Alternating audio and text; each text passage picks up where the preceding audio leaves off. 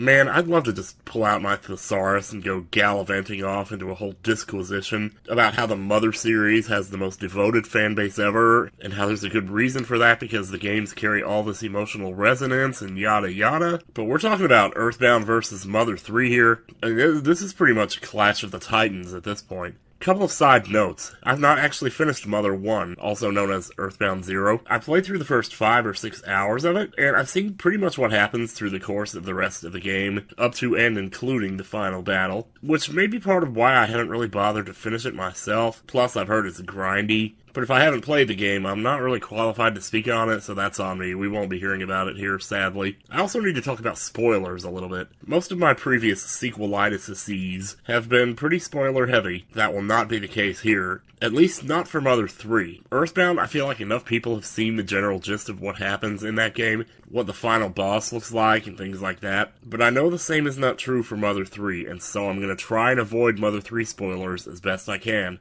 Especially late game spoilers, as well as a big early game spoiler, which if you've played the game, you know what I'm talking about. We ain't touching that here. So EarthBound was kind of a lucky find on my part. RPGs had already staked their claim here in the US, thanks to that holy trinity that was Secret of Mana, Final Fantasy VI, and Chrono Trigger. But even smaller RPGs like Breath of Fire weren't doing bad. Even today there's a thriving subculture for lesser-known RPGs of its ilk, including such others as Lufia and Ys. There's also no shortage of indie RPGs that emulate EarthBound styles, such as Boot Hill Heroes, Citizens of Earth, and Jimmy and the Pulsating Mass. Still, I found myself avoiding EarthBound back then, in large part thanks to its kiddie look. And then we got this little gem. Super Mario RPG. It was like a Final Fantasy game, but with some of the action and slapstick comedy that one would expect from a more facetious franchise like Mario. I didn't think it was going to work, and lo and behold, you know the rest of that story. I think it was here that I started to really realize that a game didn't have to be prudish to have a good story, and I think in the end that is what led to me eventually, albeit still reluctantly, trying EarthBound for myself. At this point in time, EarthBound was not a hard game to find. I routinely saw multiple copies of it sitting on store shelves, gigantic box and everything, and often for as little as $20. It was not a big hit. It seemed like nobody really cared about it, despite its low price tag and the fact that stinky humor was kind of a big thing in the 90s.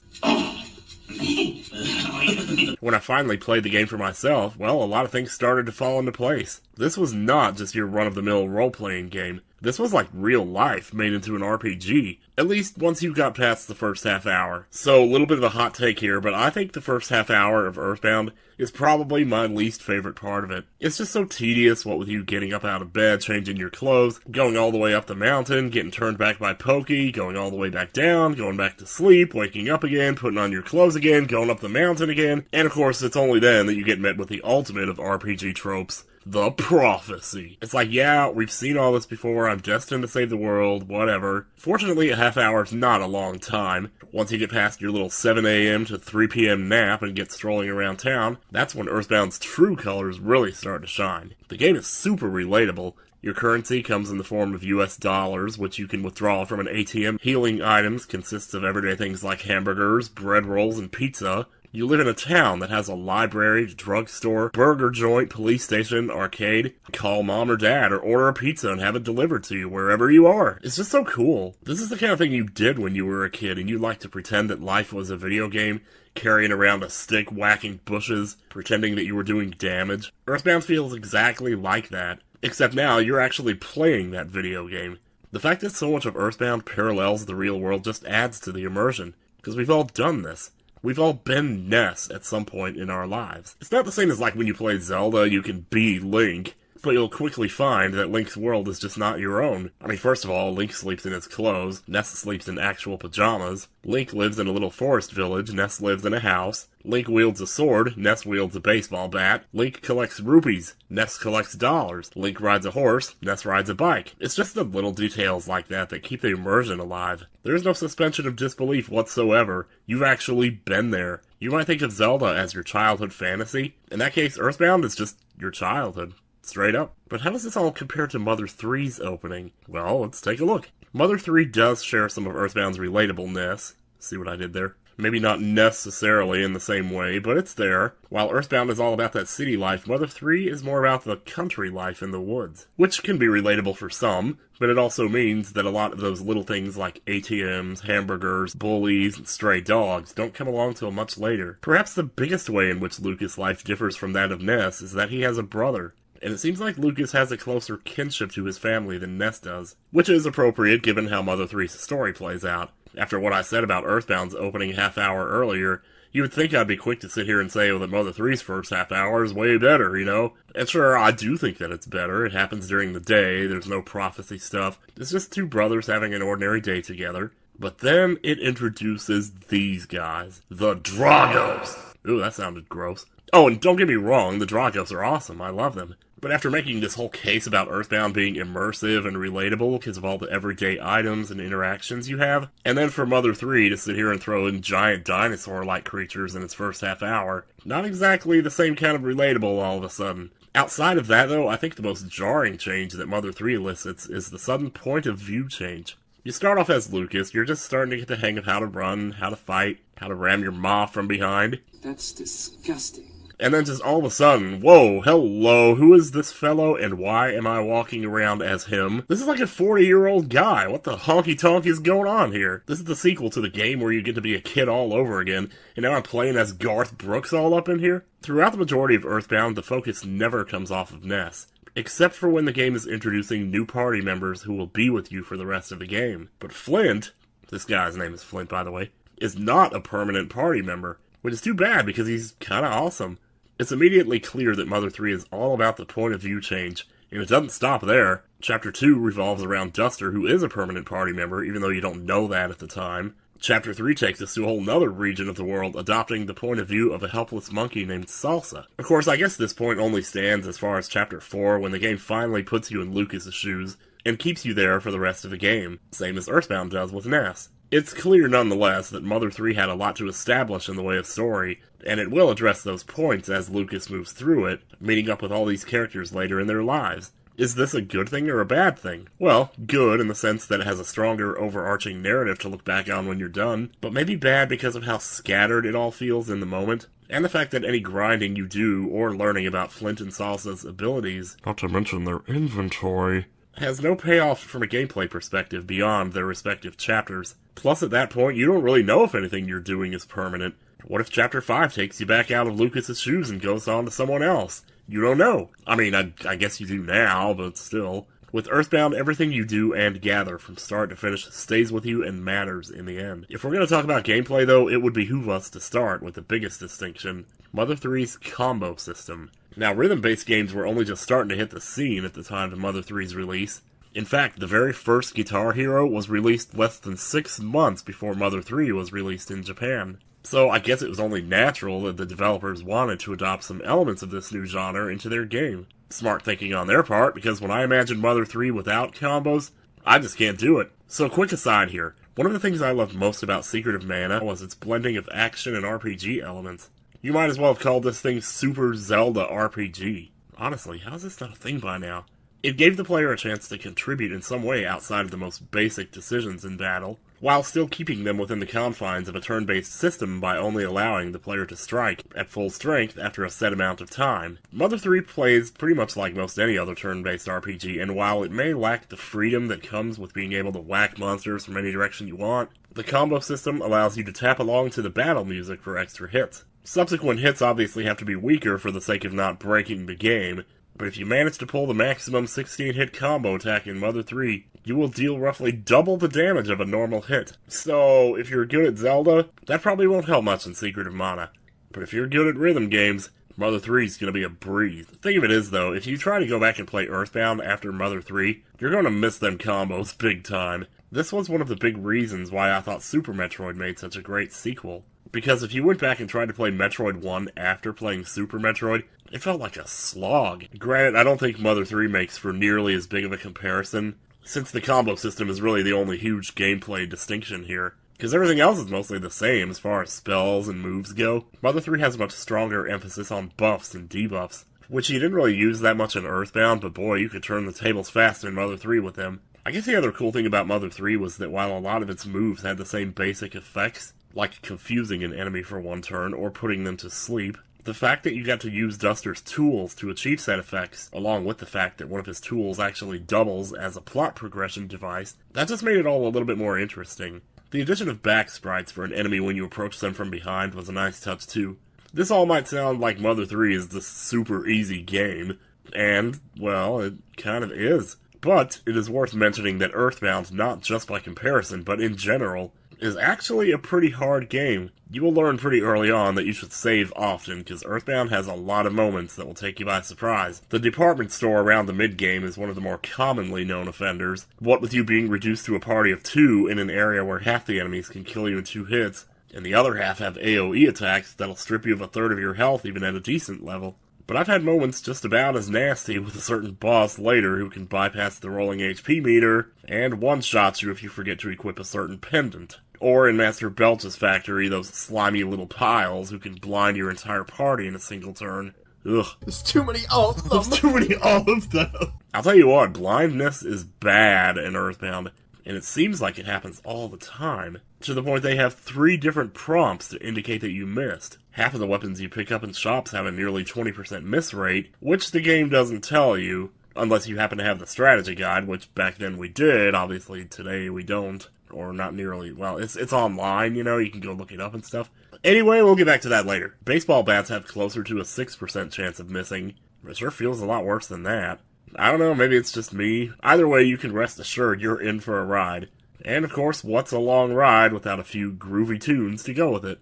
I was trying to find a way to segue into the music paragraph, and I couldn't really do it. That's the best I could come up with, so sue me. Now, EarthBound has some of the most iconic tunes out there, and not only that, it has a lot. EarthBound is like, we're going to write a unique theme for every single town in the game, and that's exactly what they did. It's the same with battle themes. Most RPGs will have a single one, but then occasionally something like Octopath Traveler comes along and says, hey, you're going to be playing this game for 80 plus hours, let's write 3 vanilla battle themes.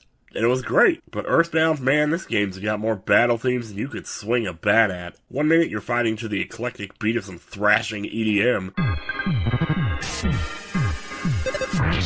The next, you're swinging to the beat of frickin' Johnny Be Good. What even is this game? Most of the time spent in between battles, the music is considerably toned down and pleasant, but it's not without its weirder moments. One of my first impressions was that the music sounds like something that aliens would listen to, which lends itself pretty well to the atmosphere and general theme of the game. I have to admit there are times when the ambiance takes a bit too strong of a precedence over an actual melody. But again, I'm picky as hell, so whatever. It's part of the atmosphere, and I can see why they wrote it that way. On the other hand, I still can't hear the beginning of this song without thinking of the 2 gay guys in this one Adam Sandler skit. Sorry, I know I just ruined that song for everybody now. Mother 3 borrows a lot of music from EarthBound, with that last song I mentioned being one of the most obvious examples. The thing is, when Mother 3 uses an EarthBound song, it kinda just reuses it. Usually you get like a different version or a remix, like how Super Mario Bros. 2 uses the Super Mario Bros. 1 theme in Subcon. Or how you can hear the classic Zelda theme in Termina Field. Or Bloody Tears and Vampire Killer at the end of Castlevania 4. All different versions, whereas in Mother 3 it's usually just the same exact song. But hey, I guess if it ain't broke, don't fix it. I would say Mother 3 has the better battle themes of the 2 though, but a lot of that might just be because of the fact that it forces you to pay so much attention to them. I just think Mother 3 is a little better about easing off the whole alien vibe with its music. I mean, even its weirdest tracks, like Strong One, still sound pretty down to earth by comparison.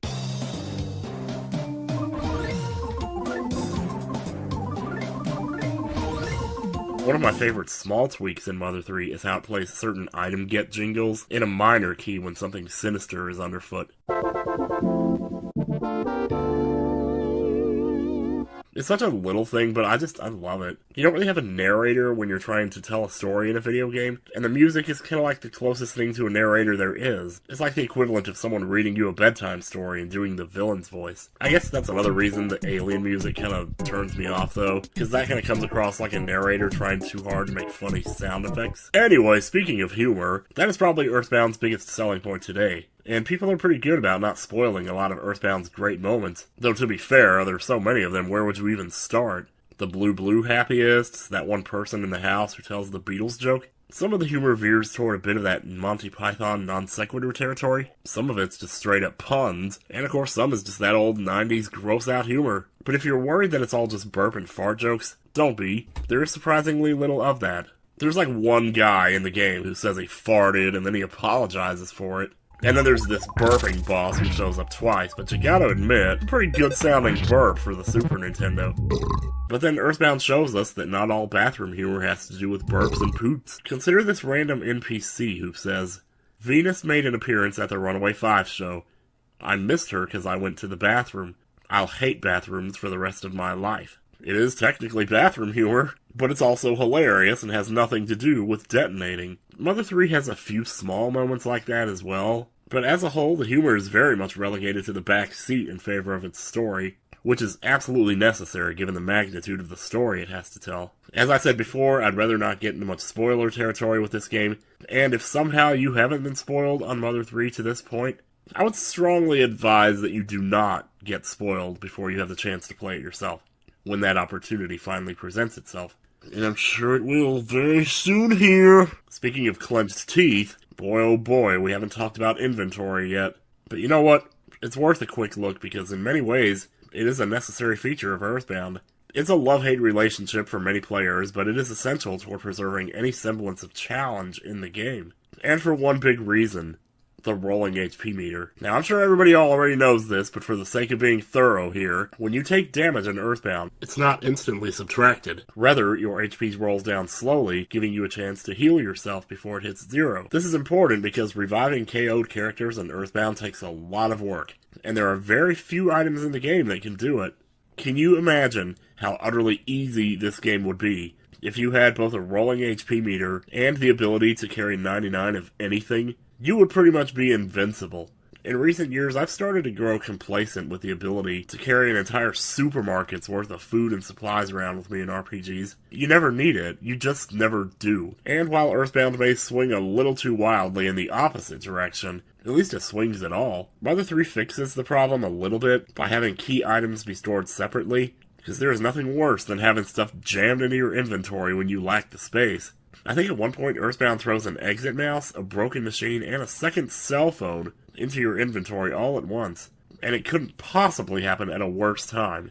Because at this point, it's like, you have 14 inventory slots, right? 4 of it's taken up by your equipment, and another 4 is taken up by stuff that you just have to have on you all the time, like your ATM card, your cell phone, town map, and the soundstone. And this is if you don't pick up the bike or the for sale sign, which would have essentially put you down to 4 available slots. And why is it giving you this broken machine anyway when you're still 2 towns, 1 concert, and 2 dungeons away from being able to do anything with it? So yeah, Mother 3's separate key item inventory, total godsend. Both games are pretty innovative when it comes to dungeon design. In fact, most of them don't really look or feel like dungeons at all. They're just places you visit on the way. A lot of EarthBound's dungeons are in caves, and caves are awesome. Although I would also have to say that there are maybe a few too many of these teleporter-type dungeons. You know, places where you have to just pick a random teleporter that takes you elsewhere, and then just hope you go the right way. Moonside, Monotoli's building, the holes in Pink Cloud, the monkey trading quest. Ugh. But then again, Mother 3 has that place with the moles where you're just jumping into random holes. And of course, who can forget the Dungeon of Toilets? I would really have to cherry pick, though, for ways in which Mother 3 suffers in comparison to EarthBound. But I will say that EarthBound's system of awarding experience to the player for auto wins is something that Mother 3 sadly did away with, and I do miss that. EarthBound introduced a lot of unique RPG elements for its time, like the rolling HP meter and sneaking up on enemies from behind to get the first strike. But the auto wins for being a certain threshold above a monster's power, that was one of the most awesome things I'd ever seen. A lot of modern RPG remakes have remedied this grinding problem by implementing fast-forward features, which are wonderful, but there was always something so gratifying about sneaking up on an enemy, seeing that green swirl fill up the screen, and anticipating that possible insta-kill. EarthBound's critical hits are a lot more gratifying than they are in Mother 3, I guess there's that too. What with a gradual reveal of the word smash, accompanied by the absolute crushing sound effect that almost borders on mastication. In Mother 3, it's kind of like just smash, oh there it is, just appears for a second and then it's gone. Not nearly as gratifying, doesn't seem as effective, and especially not so once you have the combos down. EarthBound has a plethora of towns to visit, where Mother 3 has only 2 of note. 3 if you count Saturn Valley, which, why wouldn't you? The weird thing with Mother 3, though, is that a lot of its dungeons kind of feel like towns. It's people running all over through them, at least most of the time. But with so few actual towns, that means fewer opportunities to visit the weapon and armor. This equipment is overpriced! Yes, it definitely is, Emil. Instead, you just kind of have to hope you find them as you go along, by opening chests or doing small side quests. Now that I'm looking at this, EarthBound actually has a lot of things going for it over Mother 3. And perhaps the biggest is this right here. The final battle. Which I promise, no Mother 3 spoilers here, but conceptually, it is one of the greatest final boss battles I've ever seen in my life. I mean, it's even been imitated by heavy hitters like Okami and Paper Mario 2. I guess Mother 3's final battle has the advantage of feeling like you've been building up to it a little more. And the character of Lucas has a more personal stake in the matter outside of just saving the world. But ultimately, you don't really ever do anything in that fight. And I suppose the same is true to a lesser extent in EarthBound. But then that's always been kind of a staple for the entire trilogy, really. Because I know in the first game you just sing, is it? EarthBound's twist of having the player get involved is ultimately the game changer here. And regardless of whether you are a religious person, you still can't help but hope for these poor kids to get out alive, especially after the absolute ringer that the game has put them through. I think Mother 3 is a bit nicer to its own characters than EarthBound is when it comes to telling their story. For one thing, they actually are given lines to speak beyond, oh hey, I'm joining your party, or hey, let's go to the pyramid. I've always had mixed feelings about the whole silent protagonist thing, because me filling in the gaps of what a character is saying or thinking just doesn't feel as canon to me as them actually participating themselves. Not quite. It's always delicious, but today it's amazing. Oh, really? Yeah. And I especially hate when the hero doesn't speak and then the writers have to work around it. Just let him speak. Let him say he loves her, for crying out loud. It's not like I'm ever gonna get that lucky anyway. But instead of one silent protagonist, now we have 4 of them. They just feel so excluded from the world. They don't get to sit down at the Runaway 5 concerts, even. They never get to change up their looks, which happens all the time in Mother 3. The only time they do is when they practically die for it, and even then it's only a Deus Ex miracle that they come back. I've always kind of had mixed feelings about how EarthBound treats its own characters, even outside of the game being unforgivably difficult. Just seeing all the humor happen around them and never really getting to see them react to it, even in some small way like this. I mean, I remember on my second or third playthrough, I was putting in the names for each character at the beginning, and Paula was up there dancing back and forth with little musical notes, you know? I remember being surprised, like, oh, hey, that's right, she does like music. But I just forgotten all about that, because this is the only time you ever actually see her do anything besides her walking animation for the entire game. It's the same for everyone else besides Ness, too. I think Jeff gets to climb a fence once, and then Pooh gets to kneel. The only time they ever really get to react to anything is when it's something where no human being possibly couldn't react. Like, I don't know, getting beaten to the point of unconsciousness in a hotel lobby. Yeesh. It gets worse for them than that, though, because there's also the environment. So this is kind of a personal point here, but the strategy guide for EarthBound goes so far as to list temperatures for all of the towns, and the only one besides Winters that's under 70 degrees is Threed. All the rest, just a perfect freaking paradise. Onet, 72. Tucson, 72. Dewam, 70. Forside doesn't have one for some reason. Summers, 88. Toto, 82. Swamps of Sadness, 82.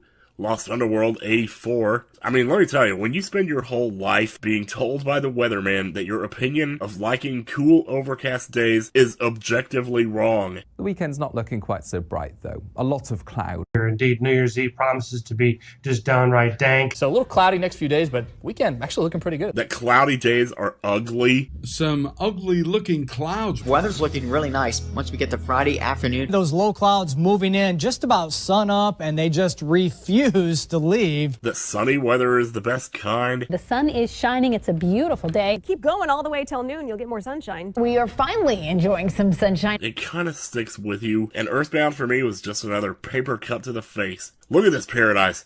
Look at all this perfect weather. Wouldn't you just love to live in this world? Yeah, sounds awesome not being able to breathe. But you know what? We haven't even touched on the desert yet. The 99-degree desert. Now we gotta slog through this, sweat our asses off, and get heat stroke? I got heat stroke once in my life. It scared the ever-living piss out of me. That is the closest I've ever felt to dying in my life. So this right here, this is just cruel to me. That's why I say it's kind of a personal thing, though. Oh, and I know what you're thinking now. Oh god, what is it going to say about Scaraba? Yeah, see, I don't understand what's going on anymore. Why is this world so freaking hot? What are you doing to these poor kids? You know what it reminds me of? It's like when somebody uses drugs to get high, but then they use it too much and it doesn't work anymore, so they have to up the intensity, you know? Like, is that what's going on here? Like, why are you putting 2 deserts in a video game, first of all, and then being so specific about how much more painful the second one's gonna be? I mean, I get that it's like an exaggeration and all, but I feel like if you wanted to exaggerate, you should make it like 200 degrees or something. Because at least then I would look at it and say, oh, okay, well, that's ridiculous. Nobody could survive that. Suspension of disbelief activated. The problem with this is that it's just a little too close to real. That's right on the brink of what a person can survive. And because of how realistic the game has been up to this point, I believe it's really happening to them. And I know, like, how can you complain about suspension of disbelief in a game that has ran boobs in it, am I right? I mean, it's obvious the game expects the player to have suspended some disbelief by this point. But when you find yourself suspending your disbelief out of concern for the well-being of the characters, because of what this super realistic game is suddenly putting them through, it's confusing. I really wish I could explain this better. It's a painful journey, you know? And you're always being reminded of it. Work to exhaustion when you're young. Which of you will carry this burden? Are you sad? Are you lonely? You've experienced the pain of battle many times. Ness felt pain from the poison. Why do they have to keep throwing around the word pain so much? Am I just weird that I don't want to think about 12-year-old kids in pain? Why does Pooh have to give up this stone? It's like the one thing he had on him when he left his lifelong home to go out there and risk his life. It must have been special for some reason. I mean, for all we know, it was some kind of family heirloom. But then the professor guy's just like, oh no, I trust you'll be giving me that stone. And then Pooh doesn't even get a say in it. Why don't we get to react to any of this? I mean, I get that it's all like a joke and everything, haha, barf, puke, but it's always at the character's expense. You get beat up in the hotel and it's like a Tom and Jerry cartoon. So maybe the player is laughing, but it never feels like they are. And I don't blame them. I mean, it's no wonder most of them never smile when you get your picture taken. Why would they? It's like the game's shitting on them the whole time. And then at the end, it turns out that the whole point of taking the photos is so you can bring back the fondest of memories. You know what? A fond memory is opening a birthday present. A fond memory is riding a Ferris wheel. A fond memory is not drowning in your own sweat while standing next to a talking sesame seed 5 minutes after getting stung by a scorpion while some perv with a camera is shackling you to stand still for 30 seconds in the oppressive sunlight making the same speech for the 20th time. Your mom's gonna be horrified when she sees this. And of course, then it all culminates in a place called Magic Hand. The only thing missing at this point is the apostrophe. Was that one too obvious? No, I'd be remiss not to mention that Magic Hand is one of the most brilliant ways a game has ever attempted to deep dive into the mind of a silent protagonist. I still think it's a little disturbing to dump all this existential stuff onto a 12 or 13-year-old, but then again, you know how Japan is. Kids just grow up way too fast. I just can't help but wonder, with all the credit this game gets for being dark and disturbing in America, how much of it is really the game trying to be disturbing, and how much of it is just culture shock. I mean, to be fair, Mother 3 does some pretty sick things to its characters too. Some things that'll flat out shock you. I mean, you might even get angry. I know I did. But I also very rarely felt like it was trying to be funny when it did these things. The salsa chapter in particular, I mean, that chapter is just designed to piss you off. It's meant to make you want to get back at the guy who's doing these things. But you can't get back at the sun, you can't get back at the swamp, you can't get back at the exhaustion in your legs, or zombies who don't even know what they're doing. Yeah, I mean, at this point, I'm just being unnecessarily harsh on EarthBound for the sake of being funny. Gosh, kinda like it does to its characters. How about that shit? Also, one big difference, I'm not that funny. So you know how a few summers ago, haha summers, when I did that Super Mario 64 race on the Versus channel, and somewhere in the middle of it, I just went, I'm the motherfucking antagonist, yo. Yeah, that's right. This is full heel turn for Tim, it's great. Well, not to stray too far here, but a real-life experience had me seeing myself as the antagonist in someone else's life in a very serious way for the first time ever. I guess I needed to win that race, because if I could win as the antagonist, maybe I could fully embrace the role, maybe I could do something with it, maybe I could be something besides that vanilla nice guy. I wasn't thinking too clearly that year. Anyway, it almost became a thing. The antagonist almost became a recurring series on my channel. It was going to be a series where I did negative reviews about games that everybody loves, and EarthBound was going to be the first one. So the last 5 or 7 minutes or so of this is all that remains of that, but it never really came to fruition. On the other hand, I couldn't bring myself to throw it away. I mean, at the end of the day, I don't hate EarthBound. I never did. I know it suddenly sounds like I do here. There's just definitely things about it that hit me on an emotional level, and maybe that's a success of the games. Anyway, for me, Mother 3 ekes out the win here because I feel like it has the better story, the better gameplay, and ultimately, better characters. I'd say the biggest way in which it suffers is probably the graphics, but the difference is marginal at best. It'll always be EarthBound that planted the seed, or I guess technically EarthBound 0, Mother 1 did. But Mother 3 took this shit and ran with it in the way that only a great sequel can do. And considering that it ultimately had to be generated on an inferior console, that's quite an achievement. It's just unfortunate that we'll probably never get to see the full extent of what might have been.